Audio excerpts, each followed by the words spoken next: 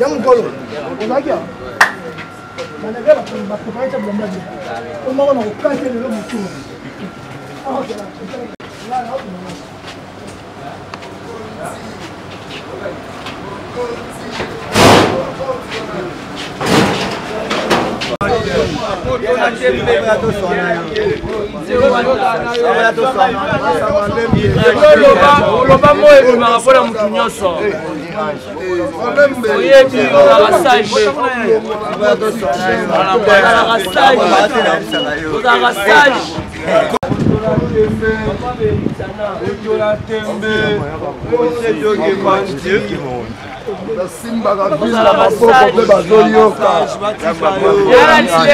Bien habillé.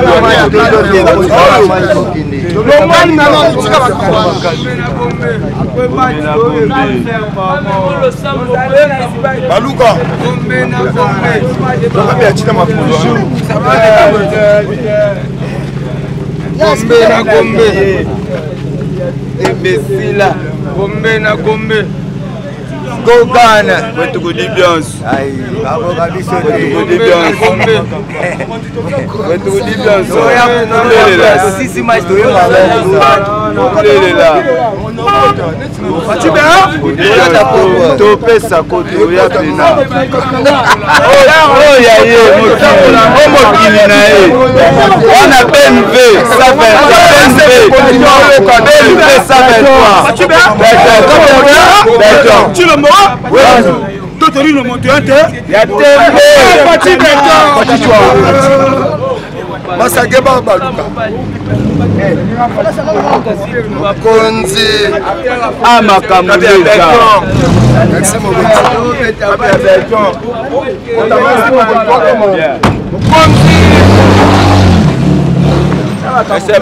Voilà, salut très chers internautes de HM TV One. Encore une fois, bienvenue à ce nouveau numéro de cette émission. Yakato Lobela avec Ibrahim Abdi. Yakato Lobela, Bwebige, Toulouse Larabino, Mingi, différents artistes, musiciens, différents porte-parole, différents maires communicateurs, Nabiso, Basel, Biso, Moussala Gitoko, au sein il y a culture, il y a Mboga, Nabiso. Mais aujourd'hui, j'ai vraiment le réel plaisir de recevoir pour vous l'un d'un communicateur, il y a la team Wata au nom de Francis Dibaya OEP comme Kenda Nandenga Osaranate Lelo Aza toujours continuer à exercer travail au sein du groupe la team Wata de héritiers Watanabe. J'ai vraiment le réel plaisir de le recevoir aujourd'hui, mais avant cela je salue monsieur Henri Modogo depuis les États-Unis d'Amérique, sans oublier Maman Chantal de service traiteur, Nabosani Sousté, Madame Titi Étoile à Talaranga de temps en temps, sans oublier Iguette Mouimba depuis London City, Aline Mouimba depuis Paris, Belinda Baza depuis Paris, vous êtes nombreux au Talaranga, sans oublier Tracy Landou au Talaranga Pelissous, vous êtes nombreux. Bama Sabosé Belé Talaranga, encore une fois. Merci Nabino. Je reçois pour vous Francis Dibaya. Salut Francis Dibaya. Ouais, salut Yves Mouimba, Palais Ibrahim. Donc, Bambo Tenayo. Et puis, bon dimanche, na batutu ba Otalabiso. Na boss Nabiso, héritier Watanabe. Les Magma, les rois de la rumba congolaise, les 007.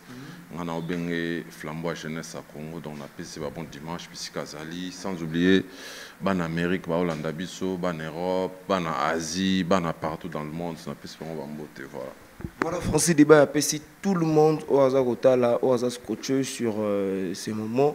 Mais aujourd'hui, on va essayer de discuter avec Francis Dibaya par rapport à l'actualité musicale. Pourquoi pas par rapport à l'œuvre au héritier Watanabe qui a marché depuis l'année passée, mais jusqu'aujourd'hui, ils ont toujours bafoué. On va essayer de parler, de décortiquer, surtout mi-ange, mi-démon, sur la paix, projet d'avenir parce que la team Wata bientôt s'envoler. Mais aujourd'hui, chez Francis Dibaya, l'un des meilleurs communicateurs, il y a la team Wata, mais Francis Dibaya, boni d'abord mouvement, boni santé en mouvement, boni combattant pour l'héritier Watanabe. Donc un mouvement carré déjà, toujours là déjà la répétition depuis mardi. parce que tu m'as un peu bossé dur, tu as qui l'autre fois, Lubumbashi plutôt, depuis Lubumbashi, na oyambingate. Na Temba. Na Temba, ouais, na Temba, ozagi wana ozagi ba image, omona ndenge lekaki bien, sans oublier tout tagi pe Lubumbashi. Tu betagi 3 productions na Lubumbashi, na Bokasi ya FZ Events, na moni bongo Madame Fabienne Azema, ba les transporteurs. Bango ba to betsa biso na to betagi premier concert ezagi na Hypnose, c'était à $100 les billets. Pinomo bon na ndendo le indaki ba directeur Popol Pande bazaki ba trésor le boucantier bazaki wana ba trésor poto y compris ba DG Ruben Machamba ndule le kaki bien to yako beta deuxième concert ezaki bongo na Villa Kilimanjaro to betagi samedi na Hypnose après dimanche to yo beta concert mo sans publicité na Villa Kilimanjaro mona kezaki plein ya osaranate autour de la piscine, bah tu baolia, artiste mais la bango ba bem, betel bango ba Marcel Raison, ba longue vie. Après on a tout beta sous concert de revoir Isaki dans Parc des Princes, Isaki concert mon dimanche to beta giwana. Un grand merci na batutu ba qui je crois ba mona ba image parce que batutu vraiment bazaki connecté baza mona ndenge makambo tout ezako le kakuna et puis to yako beta concert ya suka. Na Likasi ezaki bongo concert na Bokasi ya Stone Mukendina Fondation Mubas to yako beta bongo na nino na Likasi donc un grand merci na bana Likasi nde bayambaki biso pour la première fois concert VIP beta na Likasi donc to zaki wana to beti ba Boston Mukendi bazaki wana na ba Patrick ZK sans oublier Gabi Alembagate bango to bazaki wana vraiment lekaki bien tant to yako zonga orchestre Kendagi à Abidjan, place où plutôt betagi des concerts privés na Côte d'Ivoire. Tant que tu as zonga, boss à Kendagi mais qu'il y a poto. Et puis tu as souki ça na village chez Temba. Après bah déconfinement parce que village chez Temba concert mon toratara avant bah ko chaba mesure ya ba couvre-feu. Ya onde tu auras ko annuler concert wana tango makambo zongi, nde tu as zongela. Tu as beta concert au village chez Temba spécial anniversaire. À $50, je crois que tu étais témoin. Tu vas voir qu'ils ont plein de dégâts. Donc, un grand merci à Batutu Bazaki. Il va mettre Kazi Bazalaki, il va mettre bienvenu face au procédure, il va mettre Paul Djunga, Sylvain BH, les patrons Bazaki, on a un village chez Temba, Yomo Mona qui donc résulté à positif. Et puis, merci à l'artiste Sobaki qui a visité Bisso. Au monde qui est Lumino Azalaki, il y avait Tade de Montikile, il y avait Papi Kakol, il y avait Bandegonabiso Yari Godekin. Il y avait pas mal, il y avait Rittenzel aussi qui était là. Donc l'ambiance était totale quoi. Et puis là, Mokonza Otao Kepoto, par rapport à l'événement au monde des Arros et la Zénith, il y a les rois de la forêt. L'artiste était là pour le concert. Normalement, il devait être parmi les invités d'honneur du roi de la forêt. Les 17 septembre, dans Zénith de Paris, au monde qui va Régine Lunga Osama, Basombaki déjà ba billet na bango ba Max Poutine. Basumba ba billet ba ngaba za na ndule wana mais ba eko reporter ndule donc voilà et là l'artiste est rentré depuis jeudi toujours préparé concert au toit nango tout à l'heure na Villa Isbaï numéro 5 et ça bongo une année à quel boule avec David Nsala donc tout à l'heure na bengsi ba play tout ba Levin pa il est conseiller na ba Franck Mamba ba ebisinga ba Rosala ba Ferrand vous l'entrepreneur ba Rosala wana. Sans oublier le Trésor Mbombokawe, Paris t'appartient. À Rosalawana, Banagler, Boué, voilà, Rosalawana. Donc tout à l'heure, tout un concert barbecue. Basser Balatarabilo, au moins, c'est à $10 les billets. Un grand merci à David Nsala pour l'organisation. Donc, un match est bien tout à l'heure, Tout à l'heure, la team mon grand complet, chez David Nsala, une production signée. Quelle boule mag, il y a ndeko na biso David Nsala asala rappel musala bien bandeko talaka quelle boule et ça la moi bien mais Francis Liba to décortiquer moi disque parce que na kati disque tout le monde a biloko zo bimara moko moko les vire biloko zo bimara moko moko parce que du jour au jour on comprend que non banzembo zo vimba donc c'est dit à quoi d'abord ce genre de comment dirais-je, il y a qu'au travailler, il y a qu'au salle la biso, après tout mon robot, l'eau est kangi, après tout mon robot, l'eau est kangi, c'est dit à quoi? Donc le secret c'est d'abord le travail, je crois, l'album Retirada Carrière d'honneur est sorti en 2016. En 2016, novembre, tout lancera Carrière d'honneur Retirada. Donc, et ça là, et puis, au monde qui est à Olympia de Paris, tout bête Olympia de Paris, on a tout ça là qui balance, malgré les combattants qui ont embrouillé.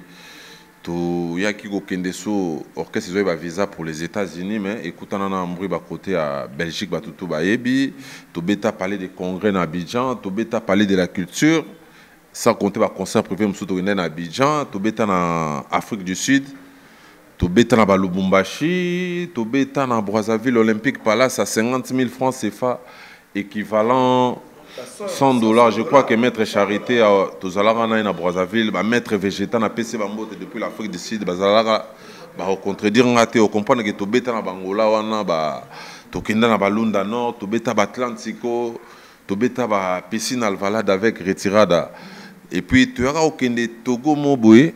Oh, tous les artistes sont invités. Au monde, on a José Bazalakawana. On a bien habitué à Manu Dibango paix à son âme. Ils ont un cadre de la fondation Jenny Kakpo. Il y a un contre-temps. Mais au monde, qui est retiré de Piagui, le résultat est bien. Mais pour tout le ça mi-ange, mi-démon. On comprend que tous les 8 ans, il y a un travail.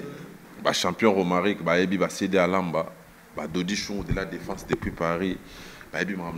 Toujours vraiment temps il y a au travail parce que les lots artistes vont au Bossana album mais aneti Damas et aneti Damas au présenter les bateaux tant on présenter les bateaux Damas il faut pas tout temps à consommer Damas c'est pas pour rien monter la salle au déjeuner dîner souper mon tout sur au lire mon faut paiement et moi il faut mettre la jus d'orange par rapport il faut tirer là-bas tout le temps.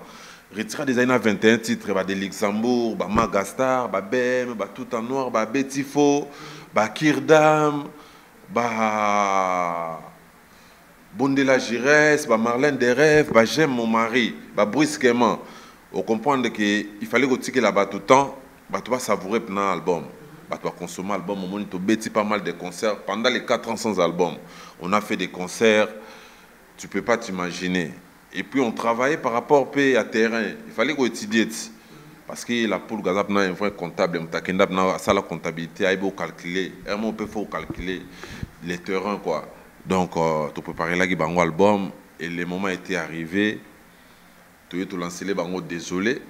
Je crois que mon a désolé. Et ça là qui. Désolé. Solo là, tant que tu as les bango génériques. Tu vas pirater un générique. On a Dadi.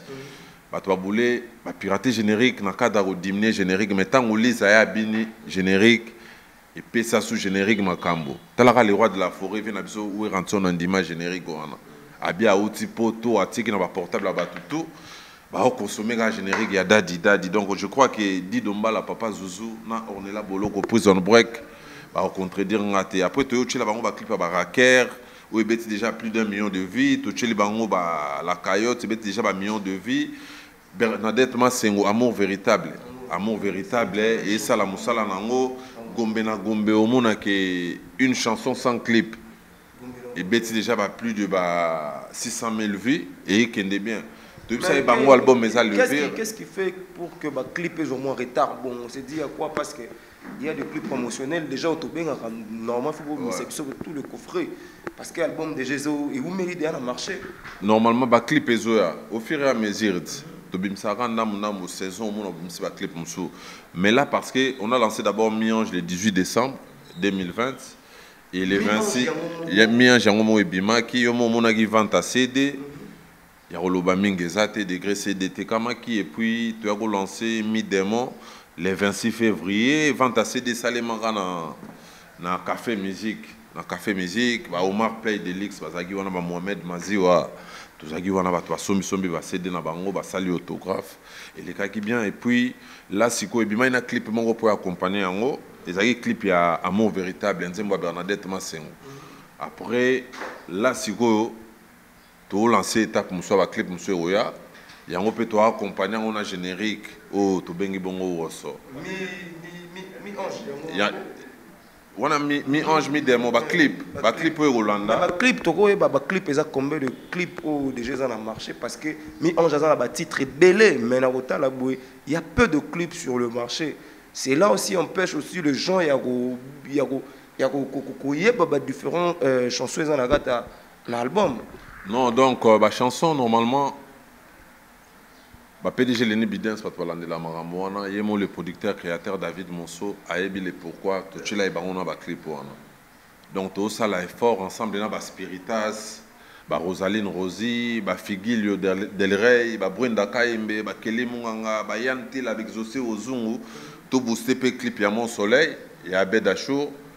C'est une meilleure chanson, on va s'appeler Lango. Dans un bavien abisso ready à Messi Maman Paradis, clip Lango pesa on a toujours boosté, on a clip il y a Maître Fantôme, ils appellent disponible, mais le reste va clip au monde a déjà bêta ba million de bavi, ba chanson rumba quoi. Donc bêta plein ba million de vie et qu'en est bien mais mi démo pesa ma casse trop au kavanze monite ba aux anges zawana, ba pardonne-moi, ba demi-dié, ba différence, ba septana. RB, Erubem, et puis on va dire Tsunami. Donc, tu vas consommer l'album Malembe, mais ça 29 titres. 29 titres. Tu as mi-ange, ils ont 14 titres, mi-démon, ils ont 14 titres. Et puis, Bolingo, on a dit que il y a Caruana, il y a un téléchargement. L'homme de mes rêves. Lionel Nzemba Lionel Yoka yango ezaka na téléchargement donc bato bazwa vraiment temps yango moni na salle yango plan direct trop pour bato ba découvrir yango si de le guide mamoit accompagne na solo li donc bato ba consommer yango malembe ba clip egoya par rapport à promo et puis tout na temps ya Covid to nga to l'enseignant so bongo te au mona ki ba bar ezaro salati ba concert ezaro betate. Tout était mort quoi. Maintenant là, comme on voit le résultat, on a vu le président se faire vacciner et que Maramoutou est aux ondes normal quoi. Voilà. Voilà. L'album est PCB Nova Production, s'il faut le dire, parce que tout le monde est. Est-ce que ça continue toujours à vous donner de production? Momentalement la stand-by.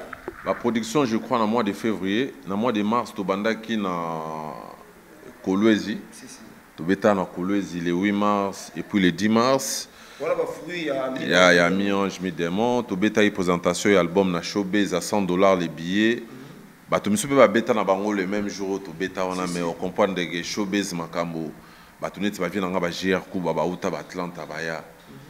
Au monde que ba Jibi Mayo ba saki on a ba Poli Mayo ba saki na Ndule et les cas qui bien sans oublier ba Mathurin Chananga et le professeur il est pas à Ndule et les cas qui bien. Et puis tu as Kendeli Sousou, tu as na Mwanda na Bokasi ya Excellence Modero Simba, tu as na Mwanda, tu beta ipe na Mwanda. Au monde a plein ma beza concert en plein air, ba tu ba oyemba ba la Coyote, ba oyemba ba Raker, ba oyemba ba Désolé. Et puis tu kendagi sous Kolwezi. Kolwezi c'était au mois de mars, tu as na Lubumbashi et là tu as kende déjà à Abidjan le 23, le 25 tu as un concert privé à Bongo. Anniversaire, il y a Madame Janine Diago. Donc, il y a un concert privé. Direction Kolwezi. Direction Kolwezi à la fin du mois parce que tu as une production, mais sur Kota Kolwezi. Et puis, na Goma. Tout ça très attendu, Kota Goma. Abidjan, tu as une grande salle dans le mois de décembre. Donc, voilà. Francis Liba, question vraiment très importante. Je voulais savoir, vous êtes combien de porte-parole au sein du groupe La Team Wata? Donc, tu as 3 porte-paroles. 3 porte-paroles, il y a Dadimo, là, moi, et puis Brice, quoi. Voilà. Vous êtes au nombre de 3 mètres. On a plus de visibilité, Zarayo. Et puis, tu as Kissinjora, Mingi, Kokota na la Team Wata. Ça veut dire, yo, Dadimo, là, et les autres, vous avez boulotte. Donc, je ne sais pas. Qu'est-ce que tu peux dire par là? Leader américain a déjà leader. En un groupe, il y a plus, il y a privé à Boss Live. Il y a privé à Boss Live, mais il n'est pas porte-parole. Parce que les lots sont zappés au TV au monde. Brissa Oleka, Bisoto Lekaka, Badadi Moula Balekaka. Il vient un jour, ils ont un privé à Boss, tu vois.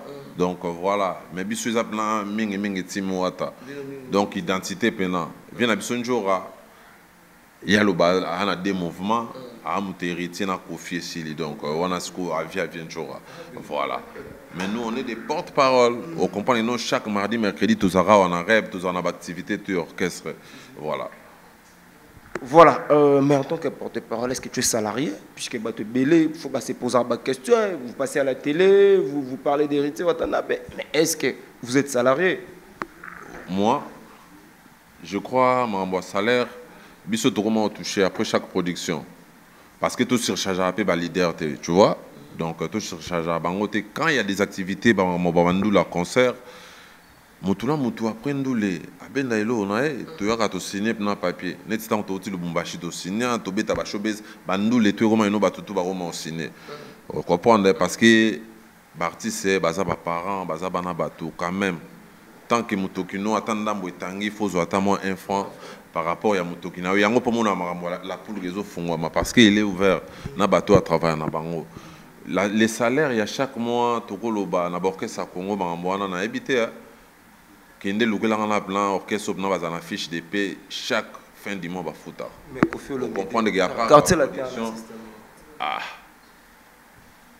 ngana ili okende lukela nga image ya fiche de paie natangi nanga kumba bato te mais lukela nga image on te orchestre tel chaque fin du mois bagenda au ciné bo fiche de paie yango à partir par rapport ya ba production leader aza moto père aberitiana père abaketi ya ba DRC keti ya joyeux anniversaire azape na ba charge azape na bana azape na mikumba na et tant que zo senga mambo ya soutenir mouvement eza mambo ya mouvement tant eza mambo neta auta français auta par rapport à gérer pe mambo ba rentrer ya ba chik ya bana comprendre donc tant qu'il y a des activités ba misé ba yaka chaque rep ba misé na suka rep ba tu ke logo par rapport à déplacement on comprendre et à bord que c'est belé non na suka rep na et le budget mo boy bima par rapport à ba déplacement ba transport et ça que no espoir li ba rep et bimé bo lobby to kota na lobby ba ya bana ba to ba zongi comprendre voilà.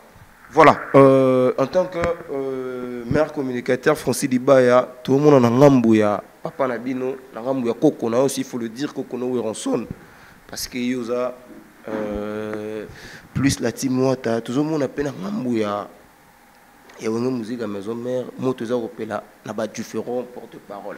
Yo en tant que porte-parole, communicateur au sein la team Wata, musala ozo jijango ndengeni na parna yo. Naza vraiment mieux placé à répondre à la question en athée. Donc, mais, Sankara, Bazabato, Basalinzela. Moni lelo balandara exemple ya Muto et Simba. Muto et Simba te balanda exemple nete Sankara ba kenda mikili ba confirmer na marambango ndepe mona école de Sankara et ba te belé bazwa na courage. Ah musalo peso na osalango lobi ego futanga. Tu vois, biso tout peut peut-être Tokoma osala parce que tout le monde va vendre ça, va rejoindre, va vendre ça, va avoir une expérience à Marambango. Tu vois, il y a un peu motivé biso. Ceux qui bâtiment on a domaine qui porte-parole les Simba peut-être biso peut tout ça la banzelo té. Donc voilà, il faut un maximum de respect par rapport à Sankara. Au monde le roi de la forêt à la pour nous héritier Watanabe. Aux contre le de là, Papi le prince et puis. Nakoko t'en a terrain on a té mais Sankara de Kuntande. Tu vois, Sankara de Kunta, c'est un ancien parmi bateaux fidèles où le roi de la forêt a rassuré à Ebi à la Mouké, à Ebi Papi Kakola Zahana, Sankara de Kunta Zahana parmi les anciens ou non bateaux banda idéologiens. Donc il faut quand même un maximum de respect. Les linges sales se lavent toujours en famille. Donc il faut un maximum de respect. Ndenge, les rois de la forêt, Azala pour héritier Ouata, JDT Moulopoe, Babi Ndombe, faire Richard d'épaule, Céléus Kram, Bill Clinton. Ndenge pe Sankaraza pour nos papiers les princes. Naba Moutounanga puis Roger quoi. Donc sans polémique quoi, voilà. Mais est-ce que vous pouvez faire comprendre par rapport à agissement Nabino? Est-ce que vous avez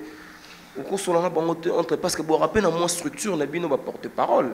Je ne sais pas ce qui dans quatre structures Nabino ils permettre que porte-parole l'autre porte-parole. Je ne sais pas. Fabrice qui t'envoie des jobos na maître végétal ba otalabiso nazap na mieux placé à kota na bango te, tu vois. Wana eza makam na bango idéologie na bango. Donc biso pe to na idéologie na biso to ki pa mingi na biso. Au monde ki tango yambinga on a lobeli ba concert, na lobeli ba voyage, na lobeli album, na lobeli parce que baza na moi actualité et puis parler na bino pe. Na robenga pe, mutuna mutoza na façon na ya capter makambo. Na robenga langa pe mais au monde mutango peut-être à capter ngamende ni yazo benga ngabo, peut-être za muto à l'autre ou bien mutanino. Tu vois? Mais ce sont des frères. Basala boulot na bango bien mingi nde miange mi demo album oyo ikangi bato ba catch générique à dadi depuis tobimi sango na décembre ti lelo bato ba beti ba générique. Mais sur terrain. Mais c'est très important, Francis Dibaya, bo beta générique et pessi, mais pourquoi bolingi sous album maison album maison on a succès, mais pourquoi bolingo tchile subiso générique mususu? Générique musuka c'est longola dadi parce que totiki net devoir, totiki devoir mon boto pesi bango dadi. Je crois que Zulu Fighter ba Zulu na chopo à 7 mètres ba au contredire ngate. Viennent les boss Blanchard Katikati, les boss Blanchard Katikati. Nangola ba vient nga Jacques Chiki pour d'interrogation ba otala. Totika ki générique à dadi totika ngo likolo, ba rezaki likolo. Tango toye album ebimi, totika bango terrain to bi générique yango wana ba ba mibali, ba beta gazon parce que makambo biso pe to souffrant nango trop. Retirade au comprendre to wana ba suka na ba rumba ba bem, ba DDD ba tout en noir mais ba to ba seka biso nene générique simba. Mon pesa ki to nyonga plan na côté moto tala ba tout ba vraiment bete la générique tolo. Bon, comme etaba na wenge japonais kyoto aye oginde ngazongi si solo parce que ba générique ebele ngoma ki binda oka sente na sente ki binda. To comprendre te dudu ki binda za wapi ba vina nga sele ba bienvenue succès baza wapi parce que bango ki binda nde sente mbonda.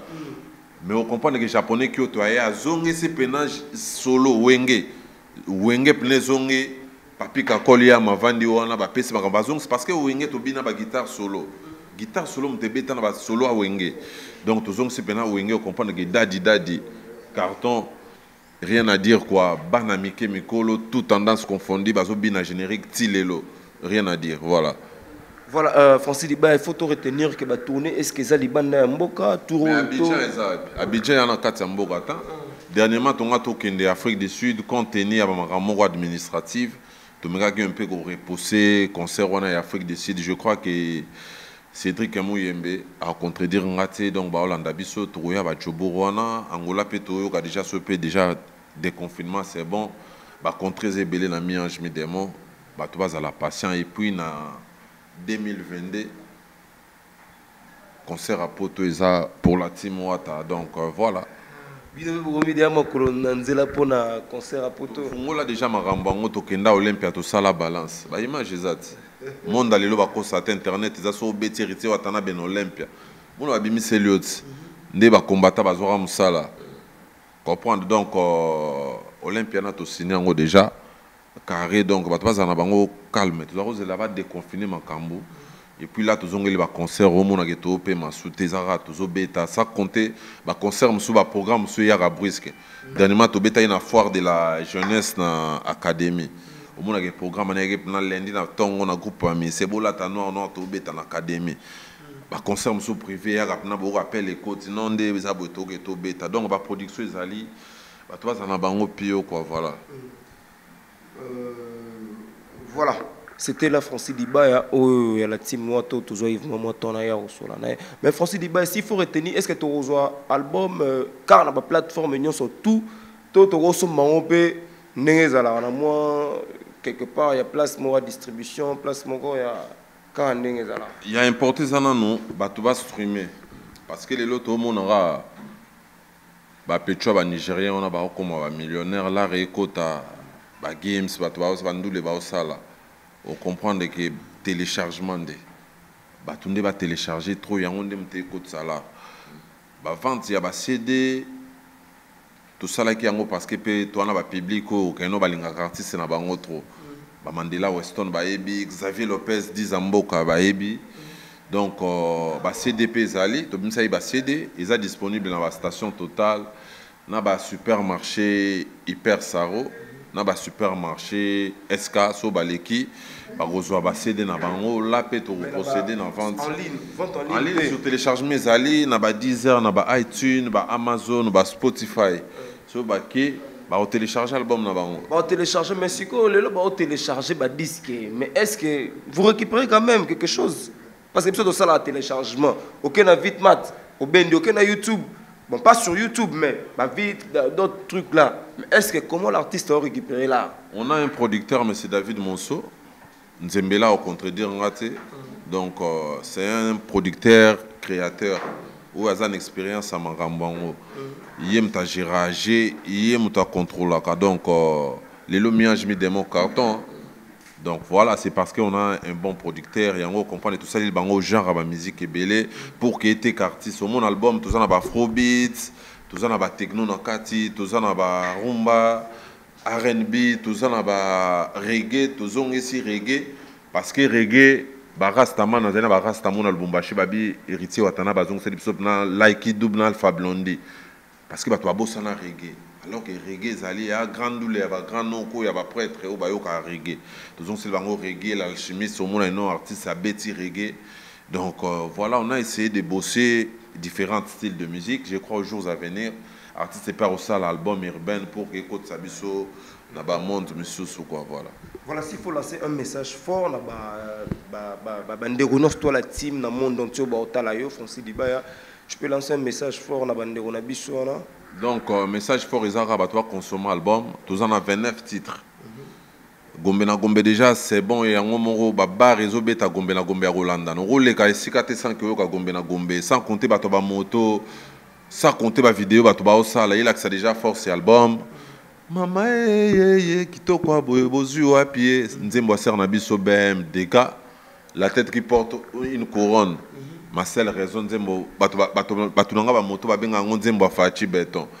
Ba raker ba souka na Nzembo bato ba attend oyoka au monde que ba artiste ba s'exprimer bato za tunanga mais Olivier a invité so ba ke na Nzembo ya ba distance ya Darius Akwala Olivier a yembi au monde Diglos a yembi Nzembo aridi lumbele tsunami Diglos a yembi au monde Jacques Love a yembi Nzembo RB Nzembo Eric Mandala au monde Mishka a intervenir na Seed Boys a yembi na Nzembo Fantôme au monde ba Cédric Mbongo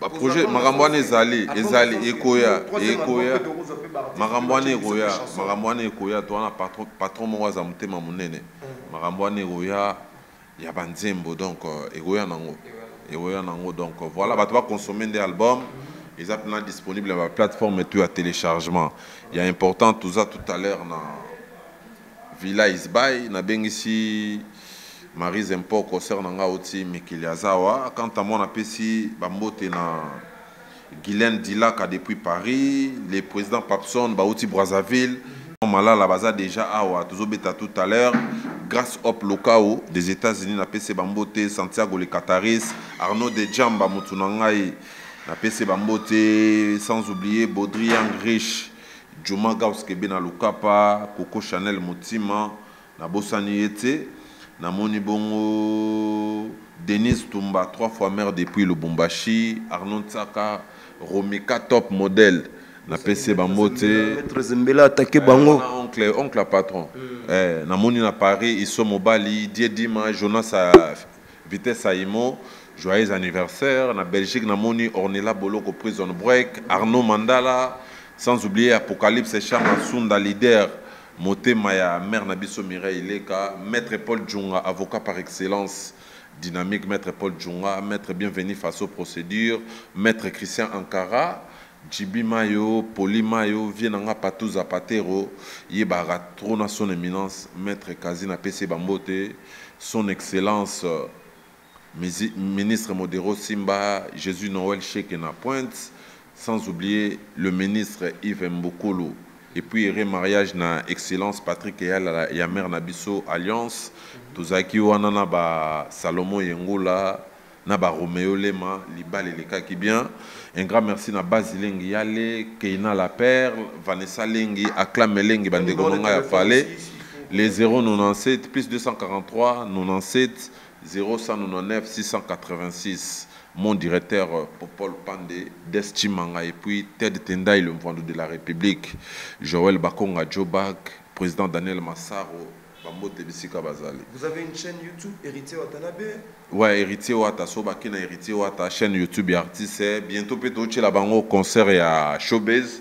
Bientôt, on va mon intégralité dans la chaîne YouTube et artiste. Ba clip tout ezawana, ba concert na biso ba Romeo Golf ezawana, ba concert à parler de la culture, parler des congrès, ba clip ya retirada et puis ba clip monsieur Ami Ange Midemon ezawana, ba s'abonner massivement à la chaîne YouTube, ba suivre artiste na Instagram Héritier Watanabe 29 à la fin, ba suivre sur Facebook Héritier Wata officiel quoi.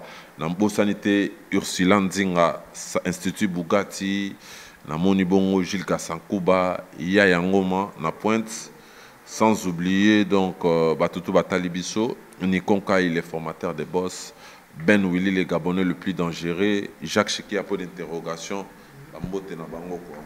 Voilà, c'était la Francis Diba de la Team Wata, l'un des meilleurs communicateurs. Et Sernanga, Gisèle Dimoke, bon séjour au pays. Namoni juste Semokoumi, il y a Max Semokoumi depuis Paris, donc Bambote quoi, voilà.